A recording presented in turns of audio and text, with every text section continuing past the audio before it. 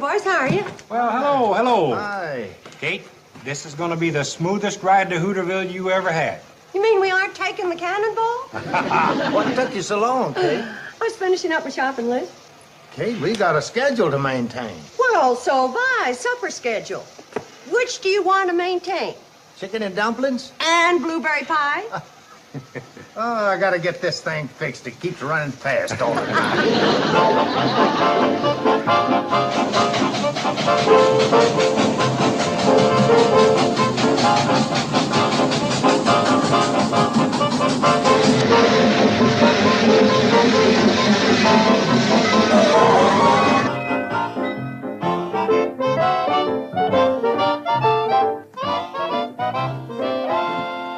Charlie, you were right. That was a smooth ride. Like sailing on a pink cloud. Well, thanks for the kind words, Kate. You figure to get your shopping done by the time we get this pink cloud turned around? Well, I should say. I can't wait to get aboard. Hey, look.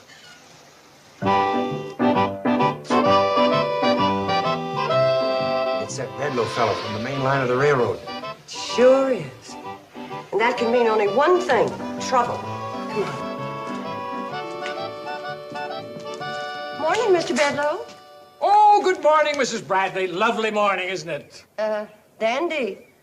What brings you to Hooterville, Mr. Bedloe? Nothing wrong, I hope. Wrong? What could be wrong? Nothing could be more right.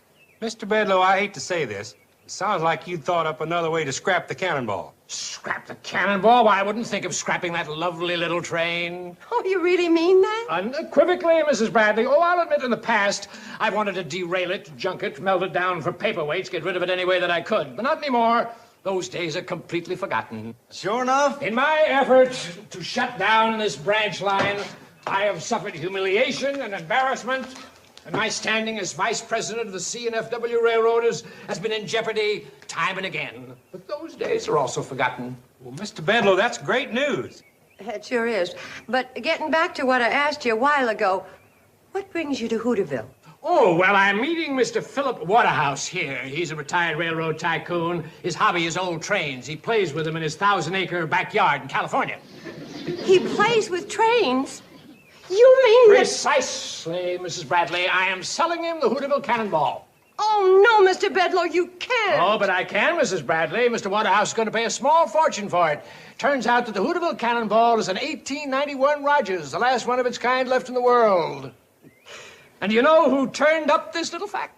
You know what you are, Mr. Bedloe? Yes, a heel, a fink, a no-good stinker, a dirty rat. Take your pick. I think Dirty Rat fits you best. Mr. Bedloe, the people in this community can't get along without the cannonball. You know that. That's true, Mrs. Bradley, but this is progress. Something you've held up for years.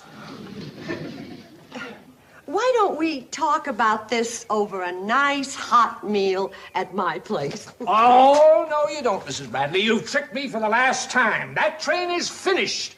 You're finished. Everybody's finished. Who is Mr. Bedloe? Certainly not me. I'm Bedloe. I'm Mr. Cassidy, Mr. Waterhouse's secretary. Oh, how do you do, Mr. Waterhouse? I'm Homer Bedloe. Mr. Waterhouse says, how do you do? Well, why are we wasting time? I could be having my breakfast. Yes, sir. Now,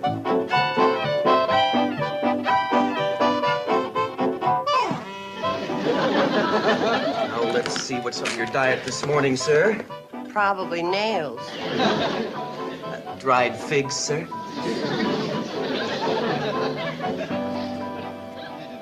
I don't like that woman's looks. Tell her to get about her business. Tell her to get about her business. Tell her to get about her business. Now, just a minute. In Hooterville, we don't ricochet our conversations off of one another. We take direct aim at the person we're talking to. Besides, anything that happens to the cannonball happens to be our business. What are they yammering about? Don't worry about them. Don't worry about them. Who's worrying? Who's worried? I am. I think we could save some time if Mr. Waterhouse had signed this purchase order right now. Mr. Waterhouse does not buy pigs and pokes. He'll sign the order when he's certain that the engine is a genuine 1891 Rogers. And after he's had a trial run to check the condition of the train. Fine, fine. I'm sure that Mr. Waterhouse will take into consideration that the train is old, and old trains, like old people, are bound to be a little creaky. Oh, no offense intended. This'll be the one day I got the cannonball running smooth as silk. Well, Charlie, you gotta make a sow's ear out of a silk train. Mr. Waterhouse is ready for the trial run. Smoot, Pratt, we're taking her out on a trial run. Well, Charlie, I guess you'll be dropping me off at the Shady Rest for the last time. I reckon so, Kate. I'll dust off the seat in the coach for you and Mr. Waterhouse. It's a good thing Mr. Waterhouse has Mr. Bedloe along to point out the features of the cannonball. Yeah, when it comes to trains, it takes an experienced man like Mr. Bedloe to know the score.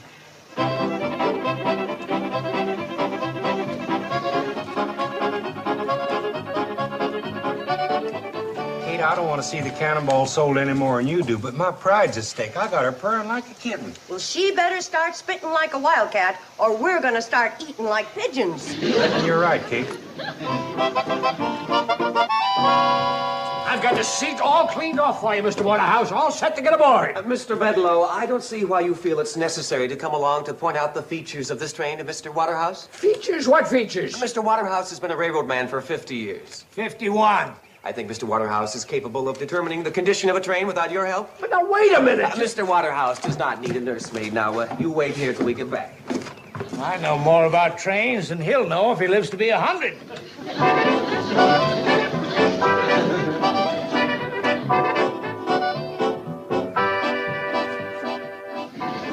Must we sit here? It's the most comfortable seat in the car, sir. The only one I can guarantee the springs won't pop out.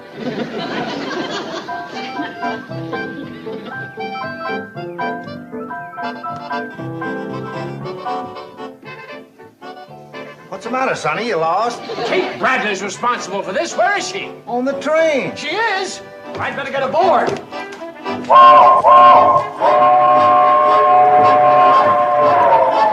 Mr. Waterhouse, she'll trick you. Wait!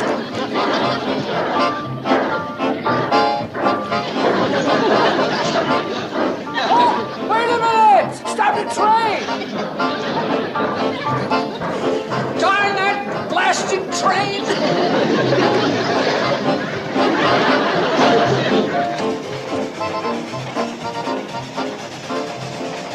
What is that woman doing? I'm tying myself down for the train ride. You gentlemen better brace yourselves. I never heard anything so ridiculous in all my life.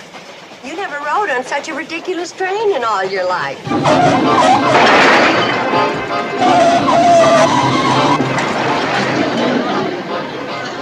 Can't say I didn't warn you. This may put a crimp in Charlie's pride, but maybe it'll keep food on the table.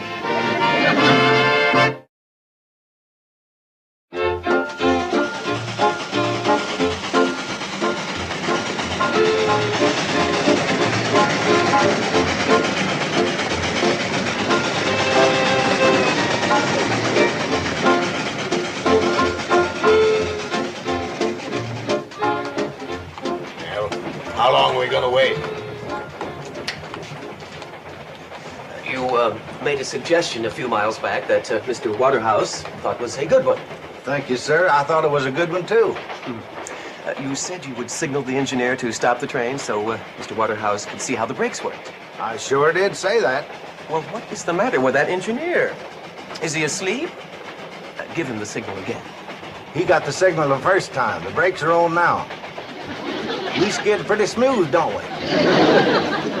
Those brakes will take a hold just like that as soon as we hit the upgrade across the creek.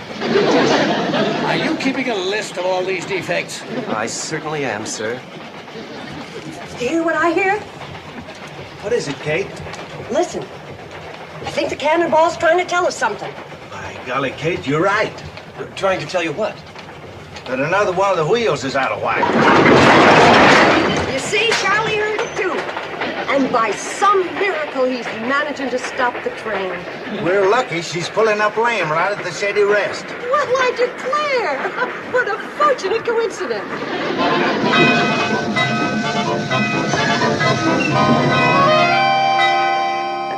You're such nice gentlemen. I'm sorry you had to get hooked on another one of Mr. Bedloe's sharp deals. Oh, No body shop deals, Mr. Waterhouse.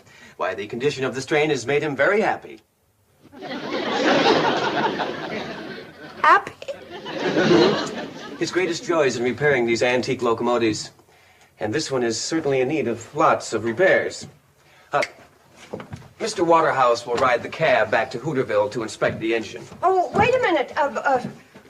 Charlie wouldn't try to bring her back in the condition she's in. It'd be too dangerous, wouldn't it, Floyd? Well- And it'd take 2 or 3 hours to even get her where she could limp back. Isn't that right, Floyd? Well- But you're welcome to wait at Shady Rest. It's right up the hill from here. It is about time for your nap, sir.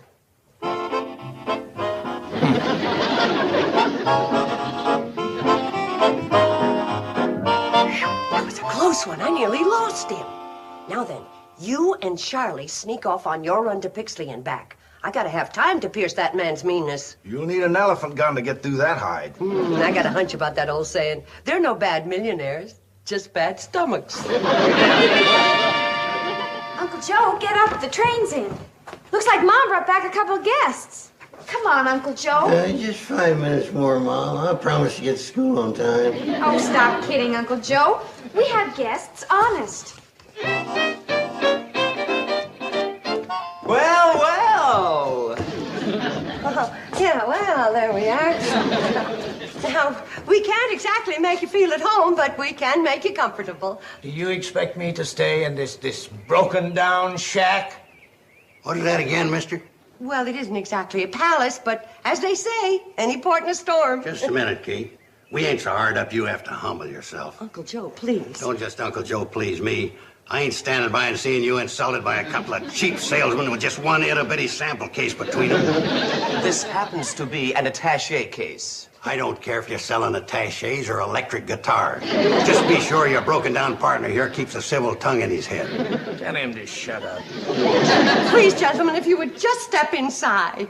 Like she says, sir, any port in a storm. Just a minute, buddy. I ain't heard you apologize to the young lady.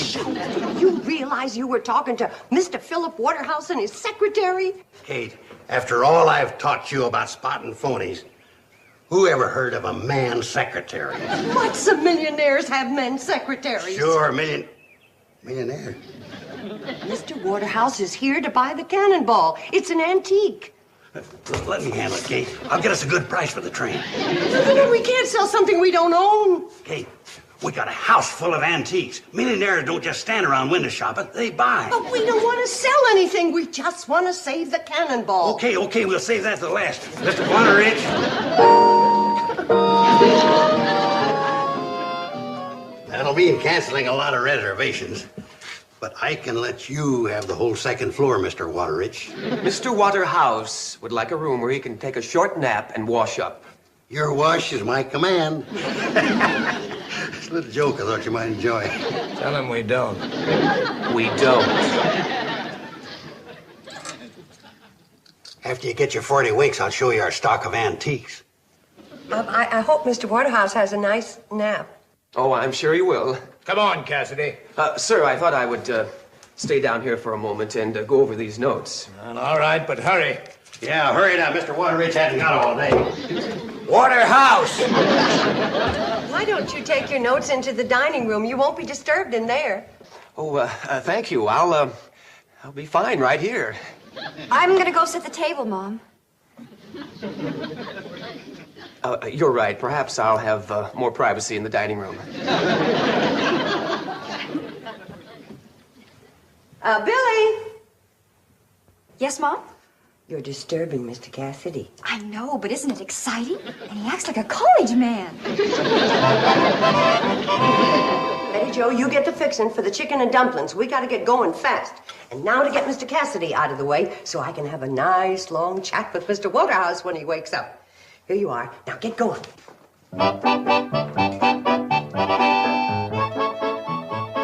Hi. Hi. Where are you going? To borrow a cup of sugar from a neighbor. Could I walk along with you? Well, I guess it'd be all right.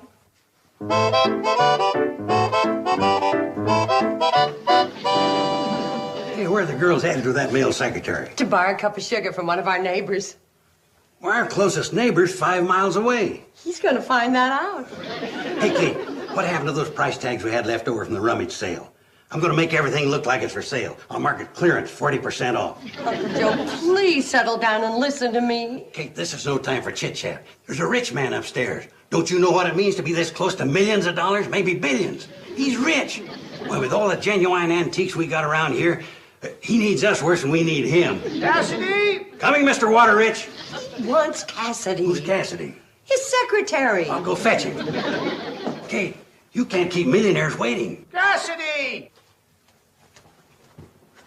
Uncle Joe, please find Mr. Cassidy. Mr. Waterhouse wants him. Well, he just went. Please hurry, Uncle Joe. Mr. Waterhouse, the poor old thing, is helpless without his secretary. Helpless, am I? Well, you can just tell Cassidy that I don't want to be disturbed. It worked. Now, if I just have time to fix the chicken and dumplings, I'll be able to tame that lion. I never saw a lion. Your chicken couldn't turn into a lamb. Lion, chicken, lamb. That's pretty good, Betty Jo. And I'm only a teenager. Oh, but believe me, Mr. Travers, nothing can keep this sale from going through. Or they're out in a trial run now when they get back. Oh, no, Mr. Travers, there's nobody on the train with him except Kate Bradley. Oh, Mr. Travers, Kate Bradley's no match for Mr. Waterhouse. The only way she can talk to him is through Cassidy. Nothing can happen. Ugh. That's right. Well, goodbye, Mr. Travers.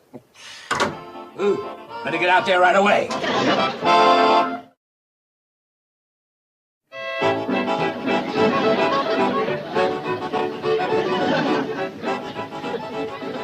Where's my secretary, Cassidy? Oh, he went for a walk, Mr. Waterrich. House! Yeah, he went out of the house for a walk. Well, what am I supposed to do until he gets back? Well, you like antiques? Why don't you just browse around, see if you can find yourself a few bargains? You know how old this elevator is? 1822, figure it out. 1822.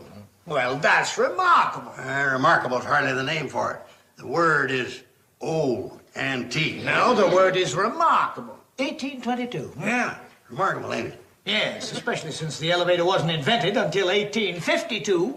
Which proves my point. Don't sit down there and break into 1,000 pieces. Sure glad I wasn't sitting there when the Indian arrow hit. Remarkable, ain't it? Who was that? Oh, that's Phoebe, my minor bird. Sometimes I keep her in the elevator. Remarkable. I've got to get out of this madhouse. Where's your phone? Phone? Oh, I get it.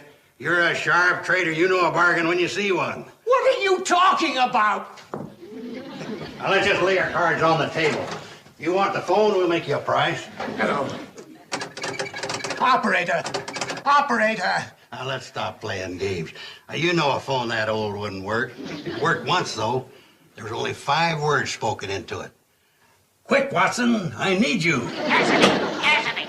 Can't you put a muzzle on that minor bird? Yeah, gladly, but it'd be muzzling the beak of a 95-year-old minor bird. Cassidy. Oh.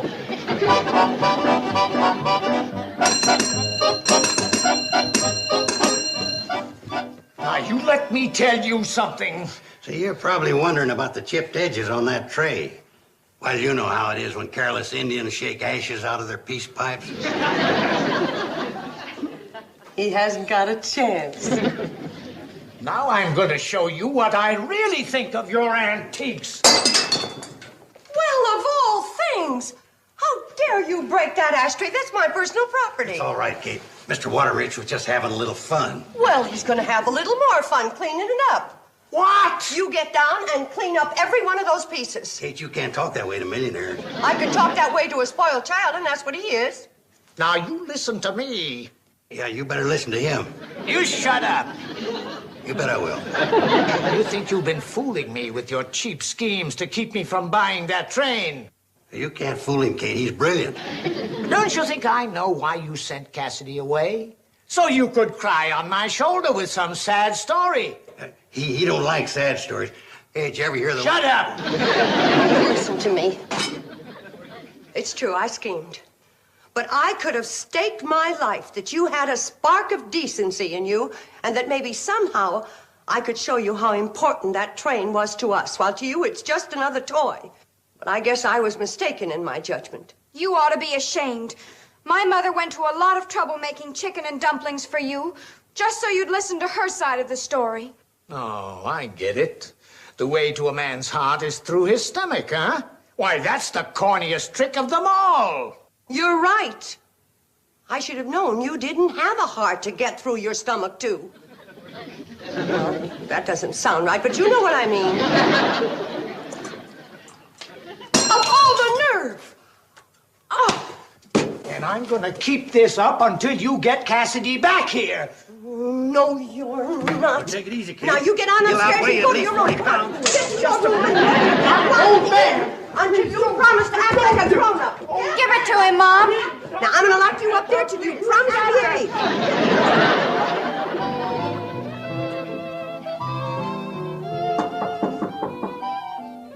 Who is it? It's me, Kate Bradley. Well, open that door and make it snappy.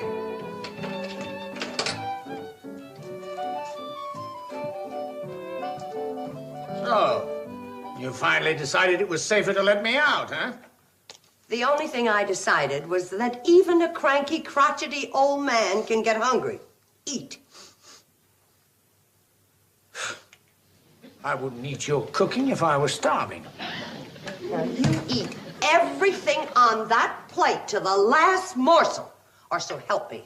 I'm gonna turn you over my knee and spank the daylights out of you. And don't think I can't do it.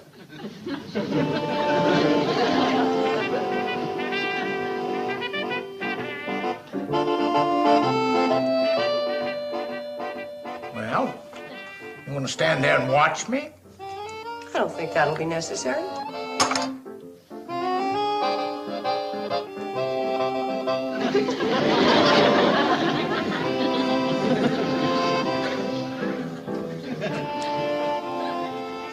When you're finished eating, you'll find the price of the plate marked on the bottom.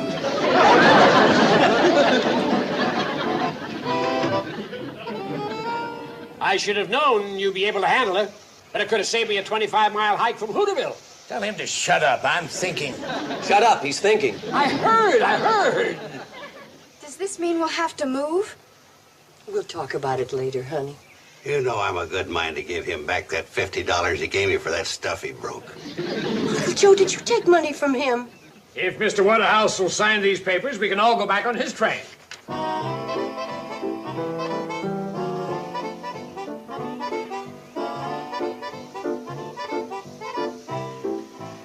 Mr. Waterhouse examined the train thoroughly. The engine is an 1891 Rogers. Yes, authentic in every detail. Mr. Waterhouse is looking for an 1890 Porter.